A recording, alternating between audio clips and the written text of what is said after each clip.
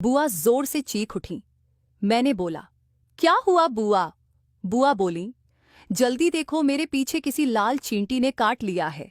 मुझे बहुत खुजली हो रही है और हल्की जलन भी। मैंने मोबाइल की टॉर्च जलाकर देखा तो बुआ के पीछे के हिस्से पर और तख्त पर एक लाल चींटी थी। मैंने जल्दी से उस चींटी को अलग किया। मैंने बोला, बुआ तुम रुको, मैं बाइक से एक दवा लेकर आता हूं। मेरी गाड़ी में दवा की एक ट्यूब रखी थी। मैं उसे लेकर आया और बुआ से बोला कि लो बुआ, इसे लगा लो। बुआ मुस्कुराकर बोली, तुम ही लगा दो सही से। मैं बुआ के दोनों पैर फैलाकर बीच में बैठ गया और दवा को बुआ के पीछे लगाने लगा। बुआ के पीछे के हिस्से पर दवा लगाते हुए मैंने देखा कि उनके पीछे से कुछ चिपचिपा रस बह रहा है। तब मैंने बुआ से पूछा, बुआ ये आपके छेद में से कुछ सफेद सफेद रस बह रहा है, ये क्या चीज है? बुआ बोली, बेटा तुमको अभी ये भी नहीं पता कि ये क्या है? क्या तुमने कभी किसी के साथ पिलाई नहीं करी है? मैंने बोला, नहीं बुआ। बुआ बोली, बेटा ये पिलाई करने के काम आती है और इस ताले को सिर्फ चाबी से खोला जा सकता है। मैंने बुआ से कहा, क्या बुआ मैं भी ताले को खोल सकता हूं? बुआ कुछ कहने वाली थीं। तभी मेरे मोबाइल की बेल बजी।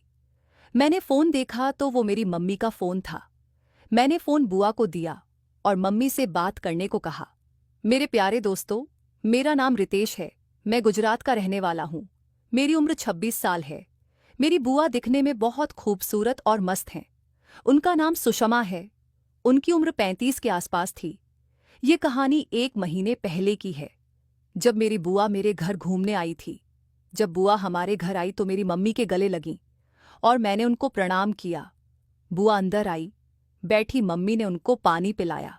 हमारा घर बहुत बड़ा था तो मम्मी ने मुझे कहा कि जा बुआ का बैग तेरे रूम के बगल वाले रूम में ले जा। तो मैं बुआ का बैग अपने कमरे के साथ वाले कमरे में रख कर आ गया। फिर मेरी बुआ रूम में जाकर नहा धोकर आराम करने लगी। फिर शाम के समय बुआ उठी, फ्रेश होकर हॉल में आई। वहां पर मैं बैठकर टीवी देख रहा था। मेरी बुआ बहुत ही मस्त है। उनके ब्लाउज का गला बहुत गहरा रहता है हमेशा, जिसकी वजह से उनके संतरों की घटियां साफ साफ दिखती हैं। बुआ आई और मेरे बगल में बैठ गई। उनके संतरों की घटियां मुझे साफ साफ दिखाई दे रही थीं। मैं उनके संतरों को तिरछी नजरों से देख रहा था। फिर मम्मी आ गई तो वो दोनों आपस में बात करने लगी। रात हुई तो हम सोने चले गए। मेरे को नींद नहीं आ रही थी। मुझे बार बार बुआ के संतरों की याद आ रही थी।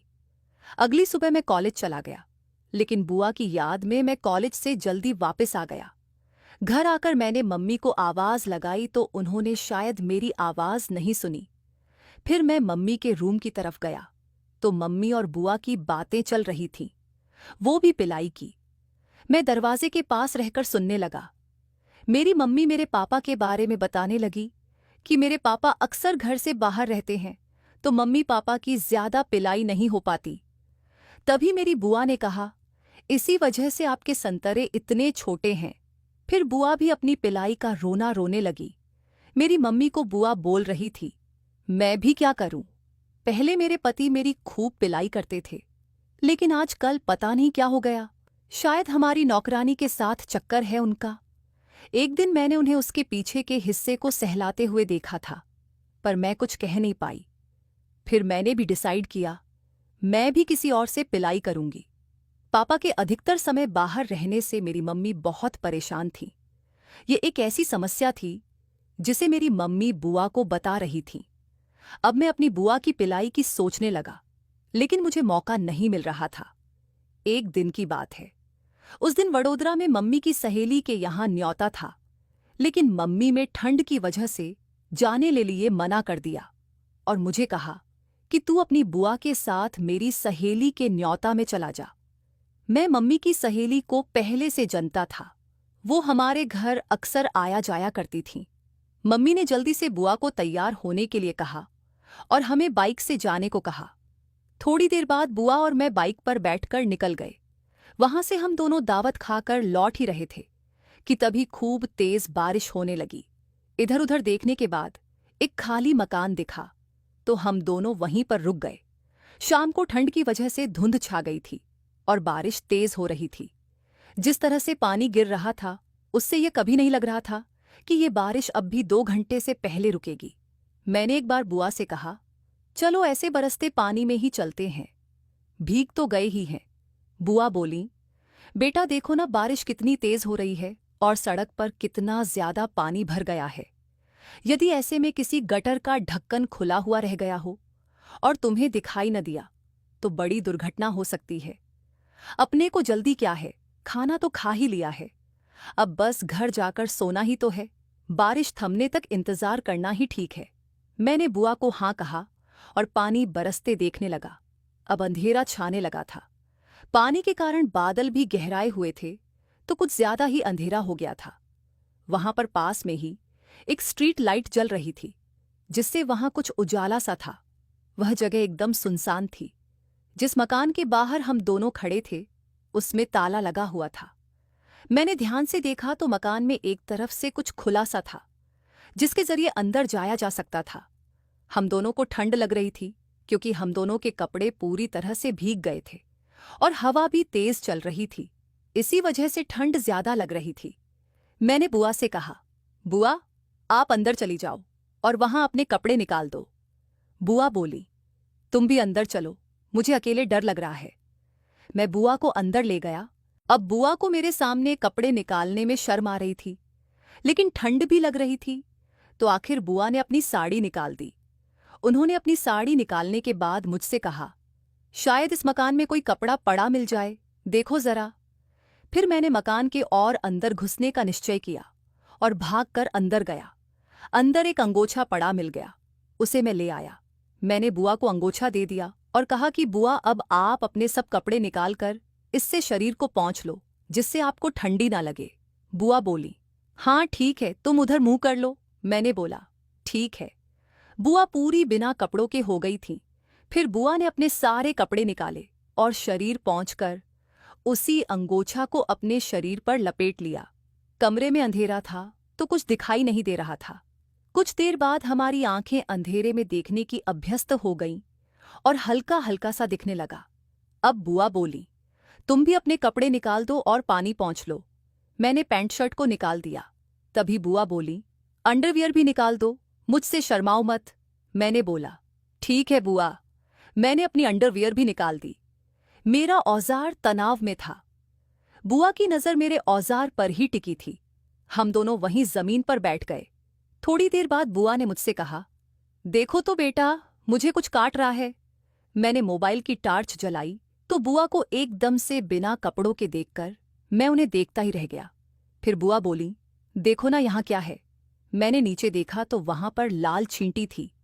मैं बुआ को लेकर बगल वाले कमरे में चला गया। उस कमरे में एक पुराना तख्त रखा था और एक मोमबत्ती भी रखी थी। हम दोनों एकदम बिना कपड़ों के थे। हम दोनों के मन में उत्साह जागने लगा था, लेकिन हम दोनों ही अपने ऊपर कंट्रोल किए हुए थे। बुआ ने तख्त को साफ किया और बोली, चलो इधर लेट जाते हैं। हम दोनों साथ में लेट गए। बुआ उधर मुंह करके लेट गईं और मैं उनके पीछे से चिपक कर लेट गया। हम दोनों के शरीर बिल्कुल एकदम टच हो रहे थे। मेरा औजार बुआ के पीछे के हिस्से में अंदर जाने को हो रहा था। शायद बुआ को भी अच्छा लग रहा था, इसलिए बुआ भी कुछ नहीं बोली। फिर मैं भी थोड़ा आगे पीछे होकर बुआ के पीछे के हिस्से में औजार को सहलाने लगा। बुआ को और अच्छा लगने लगा था। उनकी सर्दी खत्म होने लगी थी। बुआ को शायद पिलाई का मन हो गया था, इसलिए उनकी फुदी गीली हो गई थी। मेरे औजार को उनकी फुदी का मस्त एहसास हो रहा था, जिससे मुझको पता चल गया था कि बुआ भी मूड में हो गई हैं।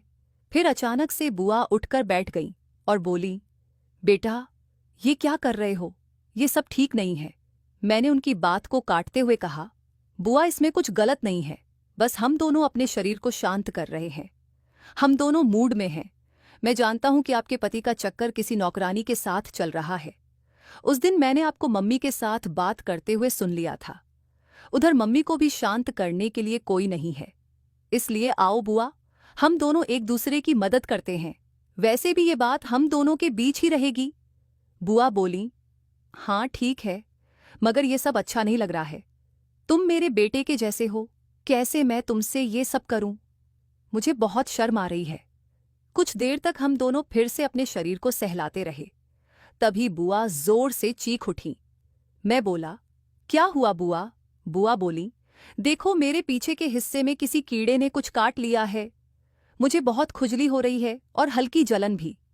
मैंने फिर से मोबाइल की टॉर्च जलाकर देखा तो बुआ के पीछे के हिस्से पर और तखत पर एक लाल चींटी थी।